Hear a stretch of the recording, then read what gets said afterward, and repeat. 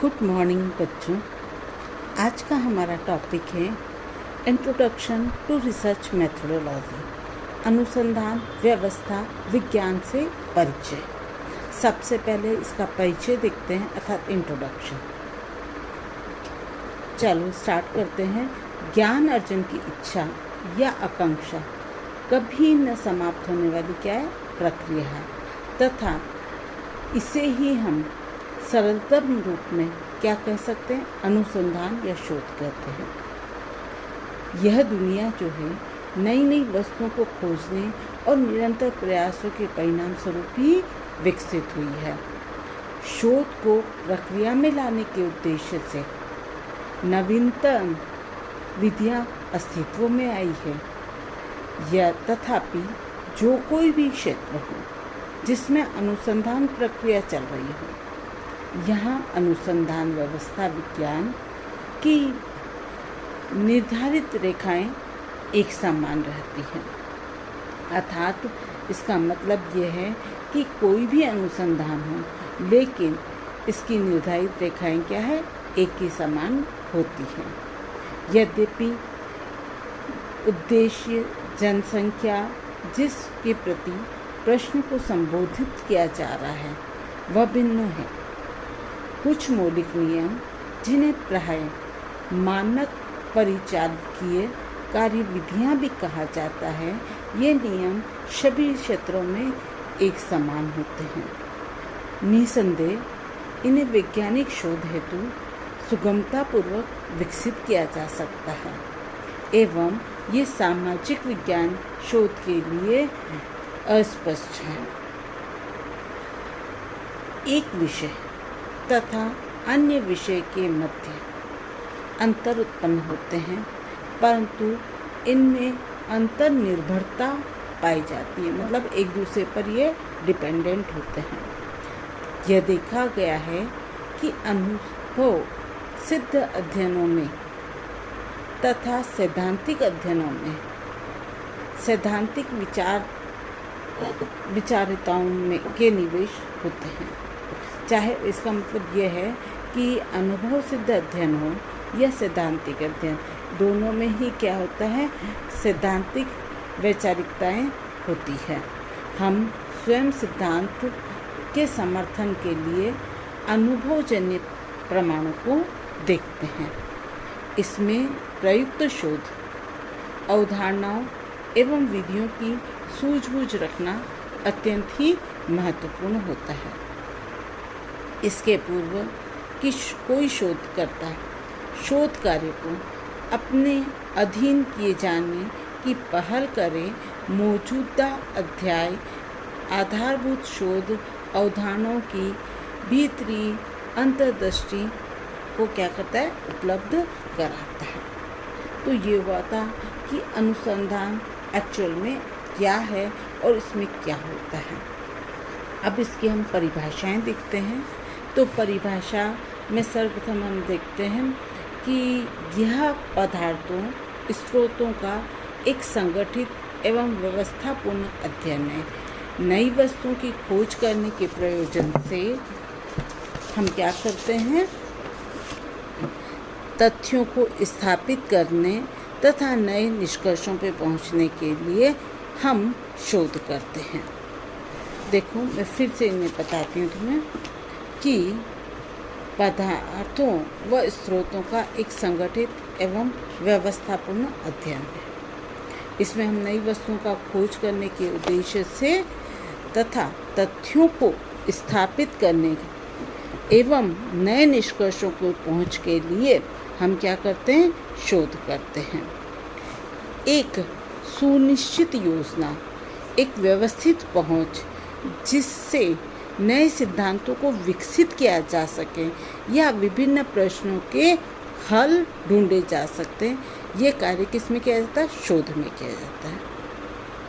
इसको हम यूँ भी समझ सकते हैं कि नई वस्तुओं के खोज करने के प्रयोजन तथा तथ्यों को स्थापित करने एवं नए निष्कर्षों पर पहुंचने हेतु पदार्थों व स्रोतों का एक संगठित एवं व्यवस्थापूर्ण अध्ययन क्या है शोध है। ठीक है। अच्छा, इसकी एक डेफिनेशन देखते हैं जिन्ना ओलियरी के अनुसार। इन्होंने कहा है कि शोध एक सृजनात्मक एवं युक्तिपूर्ण सोच प्रक्रिया सदृश परिभाषित किया है, जो कि मूल्यांकन करने, पुनः मूल्यांकन करने तथा विश्वसनीय सूचना प्राप्त करने हेतु समुचित विश्लेषण को क्रियान्वित करने तथा सत्यता पर आधारित सिद्धांतों के खोजने के संदर्भ में उचित या उत्तम संभावित साधनों संबंधी निर्णय निर्माण में निरंतर रूप से व्यवहार में बनी रहती है। इसी को इन्होंने शोध कहा है। मतलब इनकी डेफिनेशन में यह है कि एक सृजनात्मक एवं युक्तिपूर्वक सोच के सदस्य, इन्होंने इसको परिभाषित किया है और कहा है कि हम मूल्यांकन करते हैं और पुनः मूल्यांकन करते हैं, विश्वसनीय सूचनाएं प्राप्त करते हैं, समुचित विश्लेषण को क्रियान्वित करते हैं तथा सत्य पर आधारित समाधानों को खोजने के में उत्तम संभावित साधनों संबंधी निर्णय का निर्माण निरंतर और व्यवहारिक रूप से करने को हम क्या कहते हैं? शोध कहते हैं। ठीक है। इस प्रकार से शोध वास्तव में खोज की एक यात्रा है। मनुष्य युगों से नियमित कार्यों को व्यवहार में लाने के लिए बेहतर विधियों को खोज करने की कोशिश कर रहा है।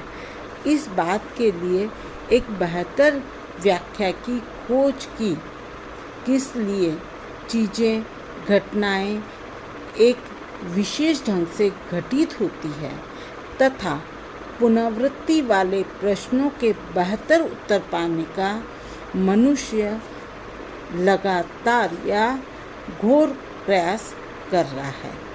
जो तकनीकी इस ज्ञान की खोज में लगी है उसे हम अनुसंधान या शोध का नाम दे सकते हैं। तो ये हुआ शोध क्या है। ठीक है, आया समझ में? कुल मिलाकर क्या है? ज्ञान अर्जन की इच्छा या आकांक्षा कभी समाप्त न होने वाली प्रक्रिया ही शोध है। अब हम देखते हैं कि अनुसंधान या शोध के लक्षण क्या होते हैं, जिसके आधार पर हम क्या कर सकते हैं? अनुसंधान के अर्थ को समझ सकते हैं। तो इसके लक्षण में हम देखते हैं कि शोध का लक्ष्य समस्या का हल करना होता है। दूसरा है, शोध मंतव्यपूर्ण होती है, अर्थात यह अच्छी प्रकार से परिभाषित महत्वपूर्ण प्रश्नों से संबंध रखती है। फिर एक शोध नवीन जानकारी को एकत्रित करती है तथा यहाँ से अनखोजे तथा अनव्याख्यात्मक परिघटनाओं को क्या करती है? सामने लाकर रख देती है। फिर शोध से सम्मिलित होती है प्राथमिक आधार सामग्री, जो कि प्रथम हस्त स्रोतों से प्राप्त की जाती है अथवा एक नए उद्देश्य के लिए अस्तित्व में रह रही डाटा का उपयोग सम्मिलित रहता है। ठीक है, आया? अब है नेक्स्ट, इसका लक्षण होगा शोध गतिविधियों को एक शोध नियोजन के द्वारा ध्यानपूर्वक वर्णित किया जाता है। वह स्पष्ट रूप से रेखांकित किया जाता है। इन गतिविधियों को सावधानी से नियोजित कार्यविधियों एवं विश्लेषण उपकरणों तथा औजारों के द्वारा परिभाषित किया जाता है। फिर नेक्स्ट लक्षण होगा शोध के लिए विशेषज्ञ एवं दक्षता की एक उपाधि होना आवश्यक होता है। एक शोधकर्ता से यह अपेक्षा की जाती है कि एक शोध को करते समय इनमें मौजूद पेचीदगियों या आने वाली कठिनाइयों के बारे में भरपूर जानकारी हो। शोध उद्देश्यपूर्ण और तर्क संगत होनी चाहिए। प्राप्त जानकारियों संकीर्णता युक्त होनी चाहिए तथा परिणामों को ध्यानपूर्वक जांच पड़ताल करना चाहिए। प्रत्येक प्रक्रिया, परिभाषिका एवं शोध के उद्देश्यों में उपयोग किए गए औजारों को ध्यानपूर्वक दस्तावेज एवं समीक्षा तैयार की जानी चाहिए। फिर शोध का लक्ष्य साधारण सिद्धांतों या नियमों की खोज की दिशा में अग्रसर होना होता है, जो वर्तमान एवं भविष्य के संदर्भ में प्रश्नों की विस्तृत विविधता हेतु अनुप्रयोग को ढूंढ सकती है। तो इन लक्षणों के युक्त शोध अगर होती है या इन लक्षणों से युक्त शोध हमारे लिए अति महत्वपूर्ण होती है और शोध में इन लक्षणों का ध्यान रखना या इन चीज़ों का ध्यान रखना अति आवश्यक होता है। अब देखते हैं हम शोध की क्या उद्देश्य है। अनुसंधान का संबंध मुख्य रूप से जानकारी के निर्माण से होता है। यह अपरिचित खोज करने, परिचित को पुनः खोज करने की प्रक्रिया है। यद्यपि प्रत्येक अनुसंधान में स्वयं के उद्देश्य का एक समूह होता है, फिर भी अनुसंधान में कई उद्देश्य हमारे दिमाग में रखकर कार्य करना चाहिए। अनुसंधान करने के पहले कुछ उद्देश्य हमारे दिमाग में होना चाहिए। जैसा फर्स्ट उद्देश्य है खोज करना। खोज को या शोध को किसी एक विशेष विषय के साथ परिचित होने के उद्देश्य से करना चाहिए अथवा अन्य अन्वेषित क्षेत्रों के अंतर्गत अंतर्दृष्टि अर्जन करने के उद्देश्य से करना चाहिए। ऐसी शोध को हम क्या कहते हैं? अन्वेषणीय शोध या एक्सप्लोरेटरी रिसर्च के नाम से जानते हैं तथा प्राय किसी परिकल्पना के सूत्रपात किए जाने के पूर्व अभ्यास में ये लाई जाती है। फॉर एग्जाम्पल हम देखते हैं, एक घरेलू कंपनी अपने उत्पादकीय परिचालकों को विदेश में स्थापित किए जाने के बारे में सोच सकती है। इस प्रकार का निवेश कंपनी के लिए नया होता है तथा इस नए विचार की संभावनाओं की खोज के लिए किए जाने वाले प्रयोजन से संचालित प्राथमिक शोध को हम क्या कह सकते हैं? अन्वेषणीय शोध कह सकते हैं। दूसरा हमारा उद्देश्य होता है वर्णन करना। प्रायः एक शोध को एक विशेष परिस्थिति, घटना अथवा एक व्यक्ति का वर्णन करने के उद्देश्य से अभ्यास में लाया जाता है।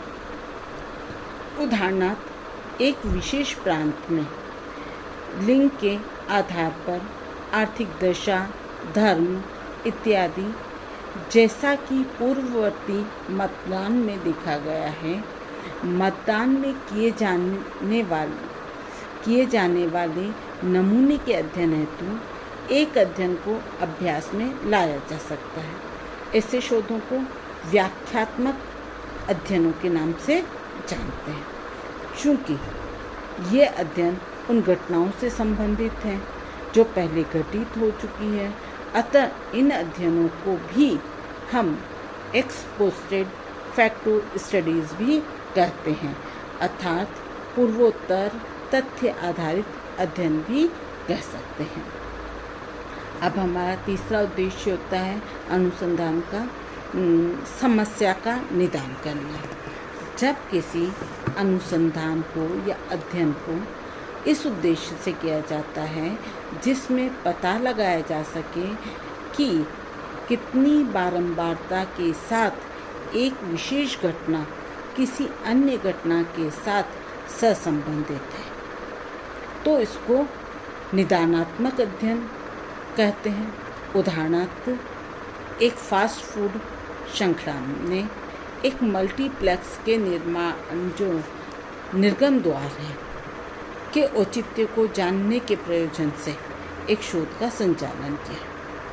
इस अध्ययन का मुख्य उद्देश्य था कि यह पता लगाना कि लोग कितनी बार घर से बाहर खाना खाते हैं, जब वे किसी फिल्म को देखने की योजना बनाते हैं तब खाते हैं या अन्य बार। चिकित्सक अफसर निदानात्मक विधियों में जुटे रहते हैं इस बात की खोज करने के लिए कि वो क्या है जो एक रोगी में रोग उत्पन्न करता है। आई बात समझ में? वही उदाहरण है जो इन्होंने यहाँ लागू किया बेटा।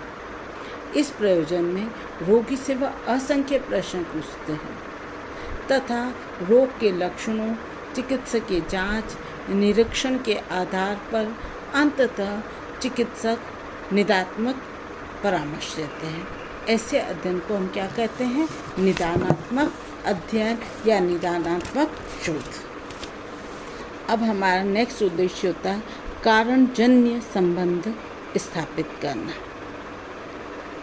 देखो, एक शोध को यह पता लगाने के उद्देश्य से अभ्यास में लाया जाता है कि आश्रित चरों अर्थात डिपेंडेबल जो वेरिएबल्स है तथा उन्मुख या निराश्रित चरों इंडिपेंडेंट वेरिएबल के मध्य कौन सा कारणजन्य संबंध है। ऐसी शोध को परिकल्पना परीक्षणगामी शोध या हाइपोथेसिस टेस्टिंग रिसर्च कहते हैं।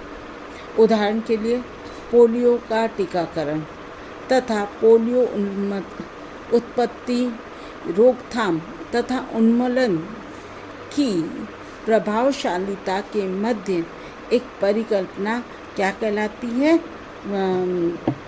परिकल्पना परीक्षणगामी शोध कहलाती है। तो ये हो गए हमारी शोध के प्रकार। तो बच्चों, आज हमने शोध का या रिसर्च का इंट्रोडक्शन देखा और इसके कैरेक्टरिस्टिक्स देखे और रिसर्च के ऑब्जेक्टिव्स देखे। आए बच्चों समझ में आया है तो धन्यवाद।